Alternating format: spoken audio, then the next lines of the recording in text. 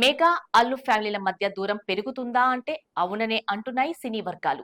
ఈ రెండు ఫ్యామిలీల మధ్య గతేడాది జరిగిన ఎన్నికల సమయంలో అల్లు అర్జున్ వైసీపీ అభ్యర్థికి మద్దతుగా నిలిచారు. పరోక్షంగా పవన్ కళ్యాణ్ తన మద్దతు లేదనే సంకేతాలు ఇచ్చారని అప్పట్లో ప్రచారం నడిచింది. అప్పటి నుండి మెగా అల్లు ఫ్యామిలీల మధ్య గొడవలు మొదలయ్యాయి. అవి ఇప్పటికీ అలానే కొనసాగుతున్నాయి. ఇది అంత మంచి పరిణామం కాదని కొందరు సినీ పెద్దలు చెబుతున్నారు. అయితే ఈ గ్యాప్ ఎలా ఏర్పడింది అనేది పెద్ద సస్పెన్స్.